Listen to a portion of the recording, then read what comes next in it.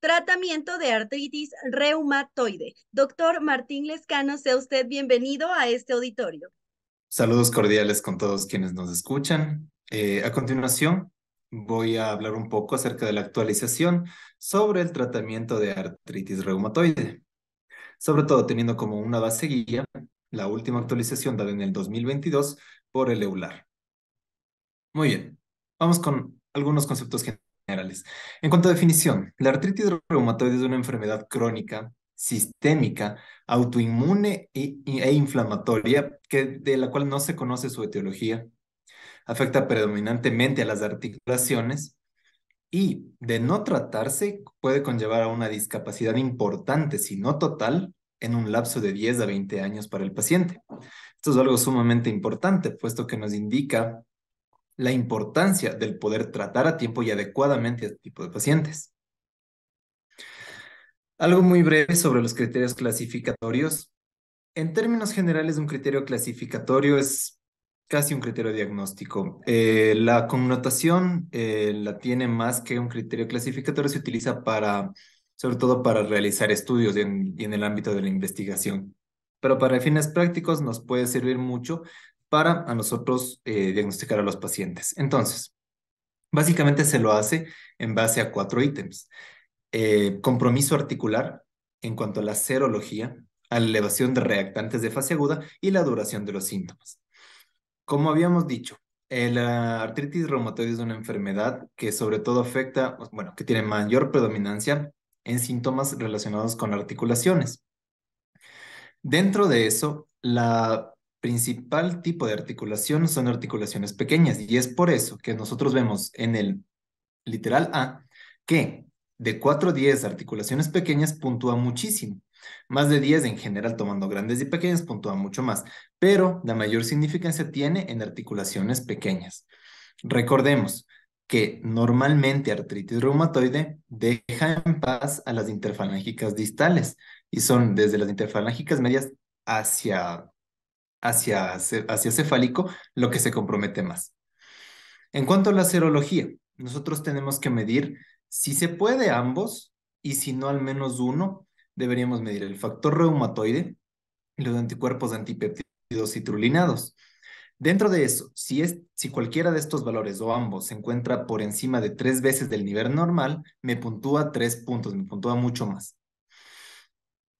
En cuanto a los reactantes de fase aguda, deberíamos medir uno y si no ambos, tanto proteína C reactiva como eritrosedimentación.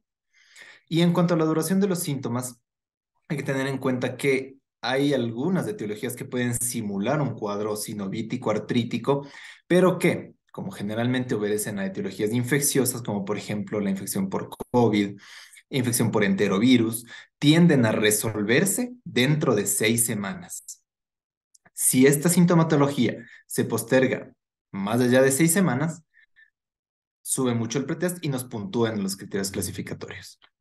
Entonces, si nosotros tenemos un paciente con una articulación sinovítica objetivable por el cuidador de salud, eh, y en nuestra escala él tiene 6 o más puntos, ella pues tiene 6 o más puntos, se puede clasificar como artritis reumatoide. Hablemos un poco de la clinimetría, que es algo que vamos a topar a continuación. ¿Qué es la clinimetría? La clinimetría es evaluar tanto al paciente de manera subjetiva como con una valoración objetiva que nos permita a nosotros colocar al paciente en un rango de actividad de la enfermedad, ¿sí? Hay varias escalas que pueden evaluar la actividad de artritis reumatoide. Dentro de esas, las más recomendadas son aquellas que tomen en cuenta las articulaciones hinchadas o en este caso sinovíticas, que sería el término correcto. Tenemos SEDAI y tenemos DAS28, que puede realizarse con la medición de eritrosedimentación o la medición de proteína C reactiva. He colocado aquí una captura de pantalla de una de las aplicaciones de nuestro celular. No es necesario memorizarse todo esto, basta con saber entenderlo e interpretarlo. Entonces, si nosotros accedemos a cualquier calculadora médica que queramos, deberíamos escoger la herramienta de nuestra predilección. Personalmente, considero que DAS28 es una herramienta muy completa puesto que toma en cuenta tanto articulaciones sinovíticas, un factor objetivable como un reactante de fase aguda, ¿sí? Y una escala visual análoga en la que el paciente puede medir subjetivamente, más bien dicho, objetivar el cómo él se percibe subjetivamente. Muy bien, entonces, colocando la cantidad de articulaciones difíciles de mover, la cantidad de articulaciones hinchadas, el valor de eritrosedimentación o de PCR, el cómo el paciente se percibe a sí mismo, nos va a arrojar un puntaje. Si este puntaje está menos de 2.6, el paciente está en remisión. Luego hablaremos un poco de qué es remisión, de qué es baja o alta actividad. Si el paciente está entre más de 2.6 a 3.2, está en actividad baja. Si el paciente está entre 3.2 a 5.1, el paciente está con actividad moderada. Y si el paciente tiene más de 5.1, el paciente tiene actividad alta. Muy bien, ya entrando en el tema que nos compete, necesitamos nosotros clasificar los tipos de fármacos utilizados en artritis reumatoide. Y vamos a utilizar mucho el término de MARD en inglés o FARME en español, que son drogas modificadoras de la enfermedad. ¿Sí? Y dentro de eso tenemos varias familias. Tenemos las drogas modificadoras de la enfermedad de MARS convencionales sintéticas, dentro de las cuales están hidroxicloroquina o cloroquina, sulfasalacina, metotrexato y leflunomida. Dentro de las de MARS biológicas, que están hechas o muy parecidas hechas a un anticuerpo proveniente de, digamos, un ser vivo, por eso se llaman biológicas. Tenemos nosotros los anti-TNF o inhibidores del factor de necrosis tumoral alfa, dentro de los cuales tenemos adalimumab, certolizumab, etanercept, golimumab e infliximab. Tenemos un inhibidor coestimulador de las células T, que es abatacept. Tenemos anti-interleucina 6 como sarilumab o tocilizumab. Tenemos anti-CD20 como son anakinra, que raramente se ocupa para patología autoinmune, sobre todo artritis reumatoide, y rituximab.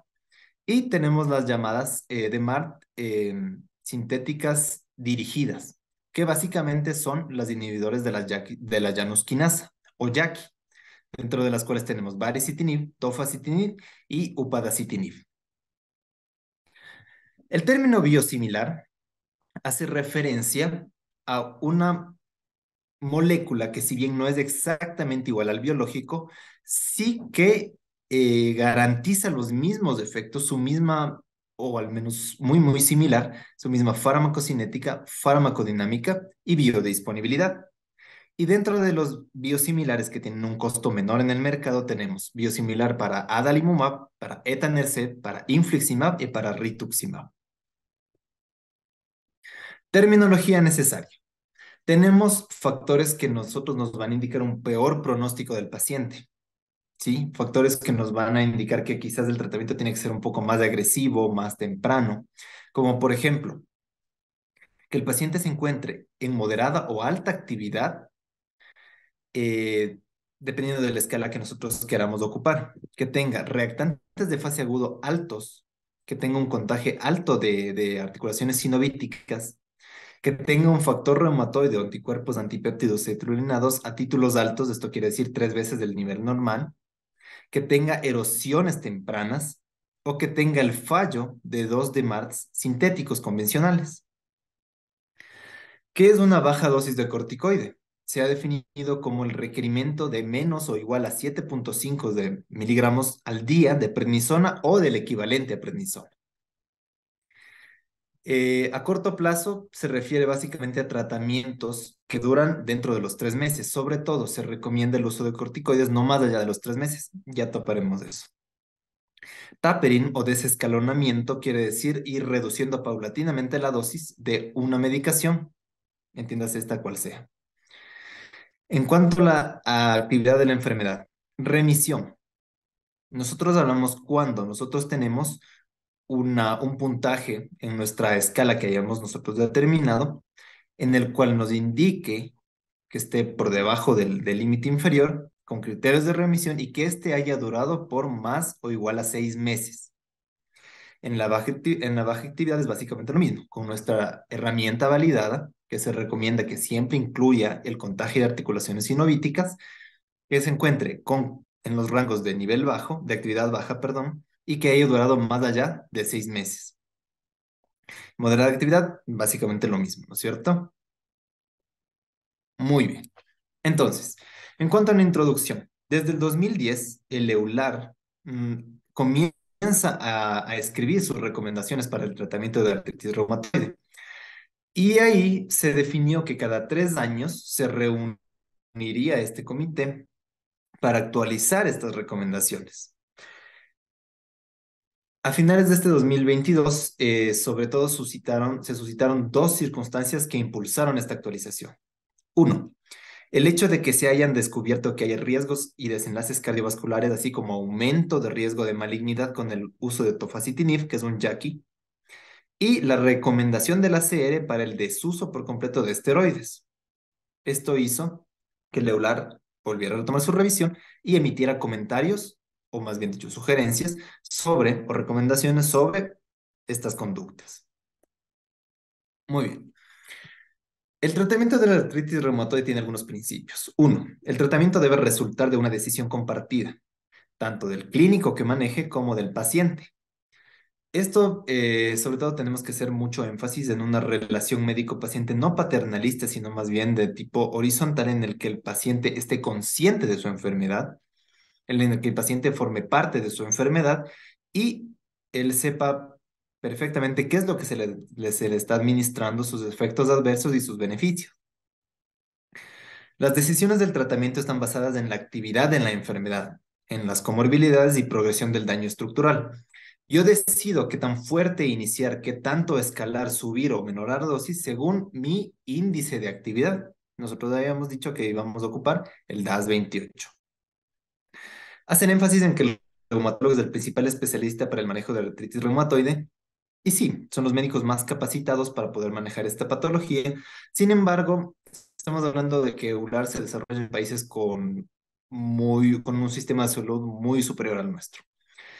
En nuestro caso, en la mayor parte de casos, el primer contacto que este tipo de pacientes tienen con un médico está en primer nivel. Médicos rurales, médicos generales, médicos familiares. Y muchas veces el manejo se encuentra en segundo nivel, con médicos internistas. Y si un acaso hay un reumatólogo. ¿Sí? Entonces, está tomarlo con pinzas. Y como verán, si ustedes están actualizados y tienen los conocimientos necesarios, pues no hay ningún problema. Pueden manejar hasta cierto punto, ¿no? Esta recomendación es algo utópica en nuestro medio, pero bueno. Los pacientes deben tener acceso a diferentes fármacos con diferentes mecanismos de acción. Se debería, en un mundo ideal, garantizar el acceso de diferentes medicaciones para tratar al paciente. Muchas veces no es el caso, muchas veces se da discontinuidad al tratamiento por falta de compra del mismo. em, Quizás haya mala adherencia del paciente o X y razones, y no es tan fácil decir, ok, voy a rotarle de anti-TNF. Mm, En este medio no es tan fácil. Muy bien. Es probable que el paciente requiera varias terapias a lo largo de su vida.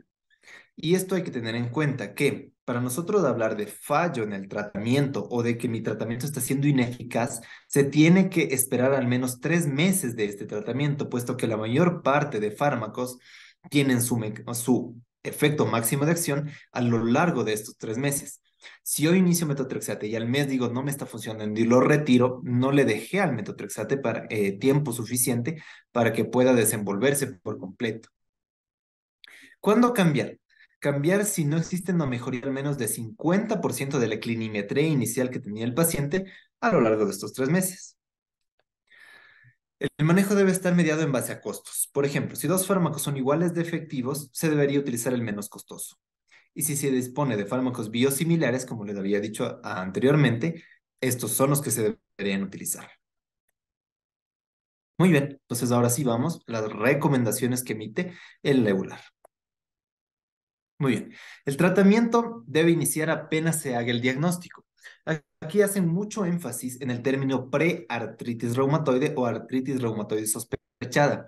Son aquellos pacientes que presentan dolores articulares en quienes quizás todavía no exista inflamación como tal, sino la clínica de dolor articular y que quizás o pueden sí o no estar acompañados de anticuerpos antipéptidos citrulinados y factor reumatoide a títulos moderados o altos. Entonces,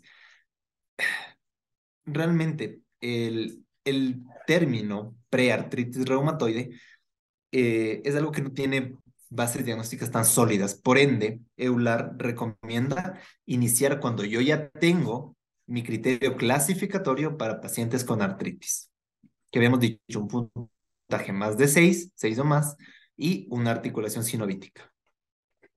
El tratamiento debe apuntar a una meta, a un target, ¿sí? Entonces, este target va a ser o remisión sostenida, como habíamos dicho, puntajes en mi escala por debajo de lo que se considera remisión por más allá de 6 meses, o por lo menos mantener al paciente en actividad baja, ¿sí? Al nosotros hablar que el tratamiento debe apuntar a un target, estamos hablando del término treat to target. Esto quiere decir que en base a la evidencia, si a mí alguna conducta terapéutica me funcionó y lo mantengo así, pues no tendría por qué suspenderla. Entonces, se recomienda hacer o llevar al paciente a remisión completa en pacientes con un diagnóstico reciente y considerar llevar solamente a baja actividad en pacientes que tengan enfermedad de larga data.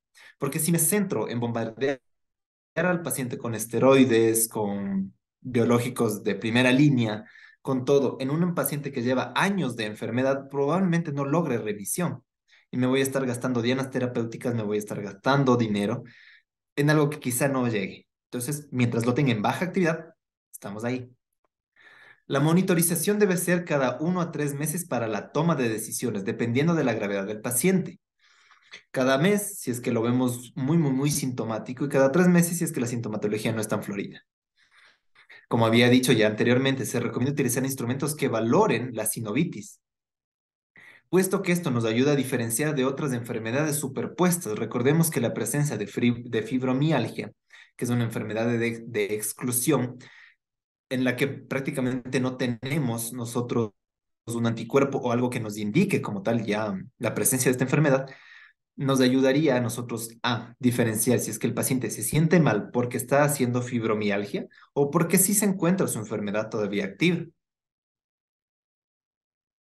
Y muy bien, y aquí vamos. Voy a hacer una comparación algo injusta quizás, pero tomemos en cuenta que metotrexate es prácticamente la metformina del paciente artrítico.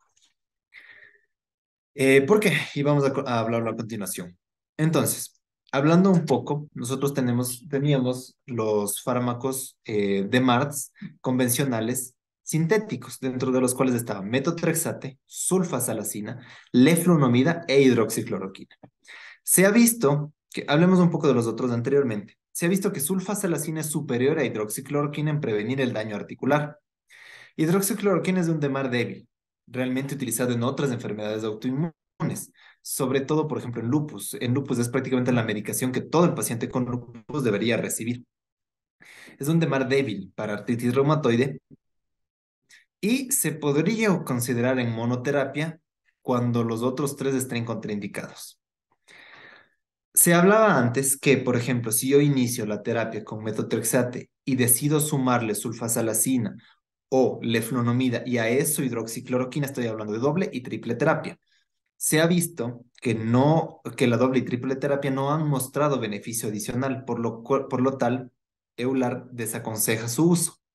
Ahora, si usted en la práctica tiene un paciente con metotrexate y todavía le duelen algo las articulaciones, está en actividad intermedia, entre intermedia baja, sus reactantes de fase aguda están no tan altos, no está tan sinovítico, es más artralgia, no sinovitis, y usted le decide meter hidroxicloroquina y le funciona, treat to target.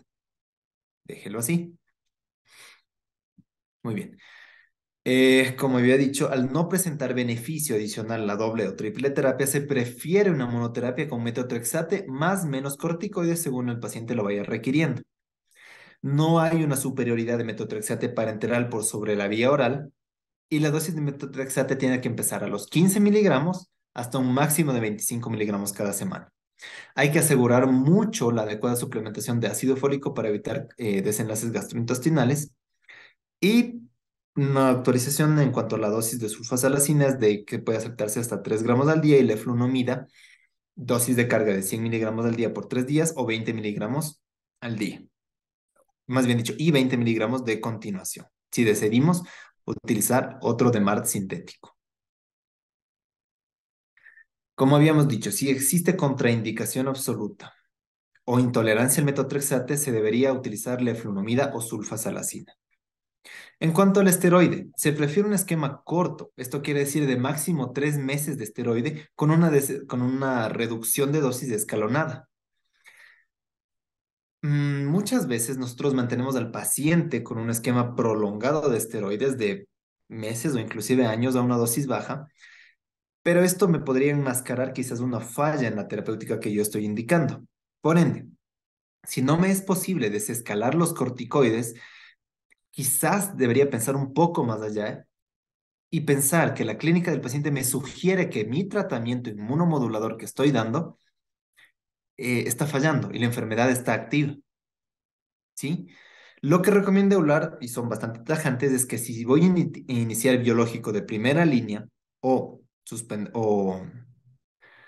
o acompañado de metotrexate, nosotros deberíamos quitar el esteroide para de este modo evaluar al 100% la efectividad del biológico. Si el paciente tenía un DMARD sintético y yo decido cambiarlo por otro, por ejemplo, metotrexate, y por alguna circunstancia que ya vamos a hablar más adelante, decido cambiar la leflunomida, recomiendan, acorde a la clinimetría del paciente, hacer un puente con dosis de corticoides y luego desescalarlo hasta llevarla a la dosis mínima y en 3 meses suspenderlo por completo. En las reactivaciones o flares que pueden estar desencadenados por mala adherencia al tratamiento, procesos infecciosos, procesos traumáticos o cualquier proceso inflamatorio, no recomiendan subir la dosis de esteroide o incluso evaluar el cambio del tratamiento inmunomodulador, sino más bien una dosis local de esteroide y observar cómo se comporta. Si el paciente continúa con sintomatología, probablemente mi terapia inmunomoduladora no sea suficiente y tenga que rever qué le estoy dando. Si el target no se logra con el primer DMARD sintético, en ausencia de factores de mal pronóstico, como habíamos hablado, erosiones tempranas, eh, marcadores de inflamación altos, anti-CCP o factor reumatoide a títulos altos, ¿sí? Recomienda cambiar a otro DMARD, ¿sí? Y como habíamos dicho, se desaconseja terapia doble o triple, pero treat to target. Si le funcionó, con el éxito no se discute. En cambio, si el target no se logra con el primer DMARD, en presencia de factores de mal pronóstico, se sugiere ya pasar al paciente a terapia biológica o con inhibidores de la llanosquinasa. Entonces, los yaquis tienen igual efectividad o similar con los biológicos. Sin embargo, el tofacitinib, que es un yaqui, se asoció con mayor riesgo de complicaciones cardiovasculares y mayor riesgo de desarrollar una neoplasia, pero en población de riesgo. Entonces, ¿cuál era esta población de riesgo? Pacientes mayores de 65 años, que haya fumado actualmente o un historial de tabaquismo. Otros factores de riesgo cardiovascular, riesgo de malignidad o factores protrombóticos. En ellos es en quienes se vieron aumento de desenlaces cardiovasculares y aumento de riesgo de malignidad. Muy bien. Tanto los biológicos como los yaqui deberían ser combinados con un DMARD sintético.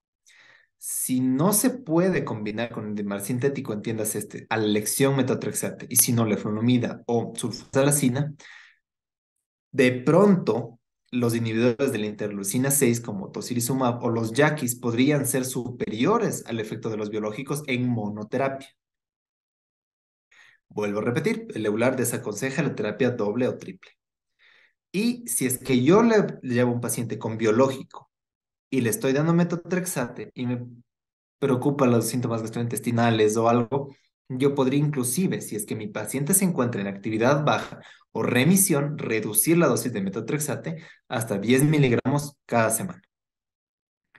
Si un biológico o un yaqui han fallado, se recomienda un DMARD con otro mecanismo de acción. Una recomendación muy bonita, pero algo utópica, como dije en nuestro medio. Muchas veces no tenemos más, ¿sí? Entonces, por ejemplo, ¿qué se sabe? Si tocilizumab, una anti-interleucina 6, ha fallado, sarilumab ha demostrado que funciona. En cuanto a los anti-TNFs, se ha visto que a medida que seguimos utilizándolos, su eficacia sigue disminuyendo. Y se desconoce si un yaqui diferente funciona cuando otro yaqui ha fallado. Así que no está recomendado mucho el rotar de yaqui a yaqui. Después del destete de esteroide, si se encuentra en remisión, se puede considerar reducir la dosis de biológicos yaqui o los de MART sintéticos. Si el paciente lo tenemos 6 meses o más, ya sin actividad de la enfermedad o con actividad baja, se recomienda reducir la dosis de administración de estos fármacos. No indican un esquema a rajatabla del cómo hacerlo y radica mucho en la experticia del paciente. ¿Sí? Se recomienda desescalonar a dosis bajas y no suspender por completo. Ejemplo, si yo doy mi etanercept de manera semanal, si el paciente está en remisión, podría darle cada 15 días y según eso ir observando. Si esto falla y el paciente presenta una nueva reactivación, puedo tranquilamente reiniciar el tratamiento que ya venía a la dosis efectiva. Como les dije, esto depende mucho de la experticia clínica y del cómo vengan los controles posteriores del paciente. Muy bien. Como les había comentado, metotrexate tiene que ser la puerta de entrada del tratamiento de artritis reumatoide y la metformina del paciente con artritis reumatoide. Entonces, eh, surgirá la duda, pero hemos leído que metotrexate no se indica cuando nosotros tenemos trastornos pulmonares en pacientes con artritis. ¿Y qué pasa con el hígado y el metotrexate? Pues perfecto, a continuación les traigo algunas revisiones que se han hecho en donde se demuestra el perfil de bioseguridad del metotrexate. Muy bien, vamos primero a pulmón y artritis reumatoide. Muy bien. Entonces, estas son unas recomendaciones que se emitieron a partir de varias revisiones y de varios artículos en los que se vieron diferentes efectividades de diferentes fármacos. Ok, entonces, si la EPID debuta junto con la artritis, se debe individualizar el uso del metotrexate. No tanto porque tenga riesgo de fibrosis pulmonar, como muchas veces se cree, sino más bien porque dentro del primer año con tratamiento de metotrexate sí hay mayor riesgo y por ende deberíamos irnos con un fármaco de mejor perfil de bioseguridad. Por ende, si mi paciente debuta con artritis, sinovitis y clínica respiratoria y tiene un patrón de enfermedad pulmonar intersticial difusa, mi tratamiento de elección probablemente no sea metotrexate. Deberíamos elegir o leflunomida o sulfasalacina u otros que trataremos a continuación. Como les había dicho, si la EPID empeora o se diagnostica dentro del primer año utilizando el metotrexate, se deberá suspender temporalmente hasta evaluar si sí fue la neumonitis por el metotrexate o si hay la coexistencia de otras patologías, como por ejemplo infecciones pulmonares, progresión de la enfermedad mismo, ¿sí? Entonces, se recomendaría pausarlo, reevaluar al paciente, cambiar de DMARD y con eso ver qué pasa. Si el tratamiento con metotrexate ha durado un año y se le diagnostica después de ese año de tratamiento EPID, se debe mantener el metotrexate porque no fue culpa del metotrexate. Entonces, si yo tengo un paciente con artritis reumatoide y me dice, no, sabe que a mí me diagnosticaron eso hace 15 años, yo tomo el metotrexate hace 15 años, pero quizás hace un año yo ya me siento más cansada, tengo tos seca, se me dificulta respirar y yo veo que tiene una EPID, no fue culpa del metotrexate. Fue culpa de cualquier otra cosa, incluida la actividad de la enfermedad, pero no el metotrexate, y debería continuar. La leflunomida ha mostrado que tiende a empeorar en los cuadros de EPID, inclusive aumentando la mortalidad en pacientes con ascendencia asiática en estudios realizados en Japón y Corea. Los mismos estudios similares se han hecho en pacientes caucásicos y no se vio tal desenlace. Entonces, la leflunomida es segura para utilizar en pacientes sin ascendencia asiática. Si mi paciente es asiático, probablemente la leflunomida no sea mi tratamiento de elección. Entonces, ¿qué biológicos puedo yo utilizar para el tratamiento de artritis reumatoide con EPID? Se ha visto que los anti-TNF tienden a empeorar el cuadro de EPID. ¿Sí? Entonces, el mayor perfil de bioseguridad son abatacept o rituximab. De presentar una reacción adversa o intolerancia al rituximab o al abatacept, se debería individualizar el uso de inhibidores de la interleucina 6, como tocilizumab o sarilumab, y los yaquis. Estos tienen igual muchos estudios contradictorios en los que se vieron que no empeora la clínica de EPID y otros en los que sí se empeora. Así que si no nos queda más, si rituximab o abatacept no están disponibles o no los podemos dar, pues tocaría irse con los de segunda línea, que son anti-IL-6 y los yaquis. Si la EPID se mantiene estable y el paciente ya venía tratado con anti-TNF y con este anti-TNF la clinimetría del paciente es buena, no se recomienda su suspensión. ¿Sí? En cuanto al uso de los esteroides, sobre todo en patrones inflamatorios, se ha visto que no tienen mayor impacto, así que el uso de esteroides se debe limitarse a la menor dosis que habíamos dicho que es prednisona, menos de 7,5 miligramos al día o su equivalente, y tiempo prudente, que es menos de 3 meses. No existen supresores como ciclofosfamida, azatioprina. Sin embargo, en algunos estudios se ha visto que el mejor perfil de seguridad, y si quiero dar algún inmunosupresor, sería micofenolato, el de elección. Rituximab y abatacept podrían detener la progresión de PID con patrón no fibrótico. Sea detener la progresión de esta enfermedad, de esta manifestación de la enfermedad, más bien dicho. Se ha demostrado también que metotrexate podría tener este impacto también, ¿sí?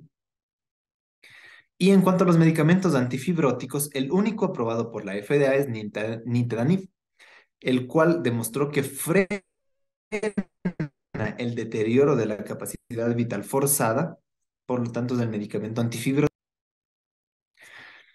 En cuanto a artritis y fibrosis hepática, es otro de los miedos que nosotros tenemos en cuanto al uso del metotrexate. Se revisaron varios estudios con miles de pacientes en los que no se encontró significancia clínica entre la administración de metotrexate, inclusive a dosis altas o con dosis acumuladas, y el desarrollo de fibrosis hepática. Tanto fue así que en pacientes con psoriasis, en un grupo similar tuvieron mucho más tasa de fibrosis hepática que los pacientes con artritis reumatoide con uso de metotrexate. Entonces son básicamente, vuelvo y recalco, metotrexate es una medicación bastante segura.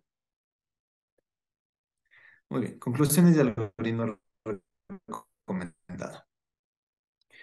Muy bien, tenemos, el EULAR nos recomienda a nosotros 3 fases sobre el tratamiento. Entonces, tenemos el diagnóstico clínico de artritis reumatoide. Muy bien, y tenemos 2 brazos. El metotrexate está contraindicado, si no, dele metotrexate. Y combine con un ciclo corto de esteroides para alivio sintomático. Si es que el metotrexate está contraindicado, deberíamos iniciar leflunomida o sulfasalazina. Evalúo en 3 meses, ¿sí? Y veo si es que, bueno, si es que en 3 meses no se ha mostrado ningún cambio, una reducción en el 50% de la clinimetría, o el paciente viene muy sintomático, paso a la fase 2. Si en los 3 meses el paciente se mantiene con mejoría, reduciendo 50% de la clinimetría, me espero a los 6 meses.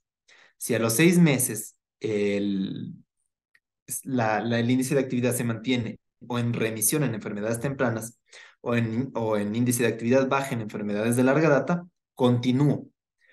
Y si es que estoy en remisión por más de 6 meses, podría plantearme la reducción de la dosis de los inmunomoduladores. Muy bien. Entonces, si en 3 meses evalué y no muestra mejoría, ¿qué hacemos? Vamos a la fase 2. ¿Existen factores de mal pronóstico? Si no existen factores de mal pronóstico como anti-CCP a títulos altos, factor reumatoide de títulos altos, que se mantenga con índice de actividad moderada, grave, que haya erosiones o que haya venido ya con 2 de Marts y hayan fallado. Si este no es el caso, entonces puedo cambiar. Y a pesar de que arriba ellos decían que no recomiendan la doble y triple terapia, miren, fíjense bien como en el algoritmo ponen cambiar o añadir un segundo de mar sintético. O sea, metotrexate y leflunomida, metotrexate o sulfasalacina, junto con un ciclo corto de corticoides. Si es que sí hay factores de mal pronóstico, como les había dicho anteriormente, entonces probablemente ya deberíamos nosotros irnos a un DEMAR biológico. Si es que no puedo dar metotrexate, considerar un Jackie o un anti-IL-6. ¿Sí? Evalúo en 3 meses. Si en 3 meses mi clinimetría no desciende el 50%, no veo nada de mejoría, paso a la fase 3. Si en 3 meses logro mejoría, me espero a los 6 meses y continúo el tratamiento. Si en 6 meses el paciente se mantiene en remisión o en índice de actividad baja, según mi escala que esté ocupando, puedo considerar ampliar el intervalo de administración de la medicación o reducir la dosis, ¿ya? Si en 3 meses no mejoró, vamos a ver qué hacemos en la fase 3. En la fase 3 cambiamos de DEMARD o cambiamos de familia, o bien le metemos otro anti-TNF, o bien le cambiamos a un Jackie. Y si me sigue fallando, podemos ver que se sigue cambiando un anti-L6 o rituximab y así. Es una recomendación bastante utópica. En nuestro medio no es muy posible hacer esto realmente. Así que bueno, si en 3 meses se logra el control, me espero a los 6 meses y la misma regla de antes. Si hemos mantenido una actividad baja o remisión por 6 meses o más, puedo considerar reducir la frecuencia de administración o la dosis de mis inmunomoduladores. Y muy bien, algo que me olvidé de mencionar es que en el estudio en el que se vio que metotrexate es seguro porque no muestra aumento de tasas de fibrosis hepática, si bien es cierto, estos pacientes en su totalidad estaban controlados por un reumatólogo, quien mantuvo una vigilancia activa con cambios, modificaciones de dosis y conductas respecto a la dosificación del metotrexate. Entonces, si yo inicio metotrexate y tengo unas transaminasas normales, feliz de la vida. Evalúo, quito factores de riesgo como administración, como consumo de alcohol, administración de AINES, si es que está utilizando estatinas, ¿sí? Y vuelvo a medir. Si mis transaminasas están altas, pero menos de 3 veces el límite superior normal, puedo dejarle igual al metotrexate y reevalúo en 2 semanas. Si mis transaminasas han aumentado por sobre 3 veces el nivel normal, puedo quitarle el metotrexate y valorar en 2 semanas. Si en 2 semanas mis transaminasas están normales, em, se continúa y se continúa haciendo esta monitorización. Si en 2 semanas las transaminasas siguen altas, pero no más allá de 3 veces el nivel normal, eh, mantengo mi terapia con metotrexate y evalúo en 2 a 4 semanas. Si en ese nuevo control mis transaminasas están normales, continúo. Si no están normales, se recomienda reducir la dosis semanal que yo le daba, restándole 2,5 o 5 miligramos y continuar la monitorización. Vamos al otro brazo. Si después de 2 semanas, cuando mis transaminasas estaban más de 3 veces elevadas, más de 3 veces del nivel normal, si yo en 2 semanas repito y siguen elevadas más de 3 veces, debo suspender el metotrexate y evaluar otras alternativas diagnósticas. Quizás apoyarme de un gastroenterólogo o un hepatólogo. Si yo repito y se encuentran elevadas, pero no más allá de 3 veces, reduzco mi dosis semanal. Si reduciendo mi dosis semanal en el próximo control, que puede hacerse tranquilamente las 2 a 4 semanas, mis transaminasas están normales, continúo el tratamiento. Si persisten elevadas, probablemente tenga que suspender el metotrexate y reevaluar el, las posibles causas de la fibrosis hepática o de la hepatotoxicidad o factores de riesgo que condicionen mayor hepatotoxicidad. ¿Sí? Y bien, básicamente esa es la bibliografía que he tenido. Eso es todo lo que yo tengo que compartirles del día de hoy sobre las actualizaciones, las últimas actualizaciones que se han hecho sobre el manejo de artritis reumatoide. Excelente conferencia, doctor Martín Lescano. Muchísimas gracias por participar en este 12º Congreso Internacional sobre Actualización y Medicina Interna. El placer es todo mío. Realmente muchísimas gracias por darme la oportunidad. La docencia es una parte fundamental de la medicina y el poder enseñar es aprender 2 veces. Muy agradecido por la oportunidad.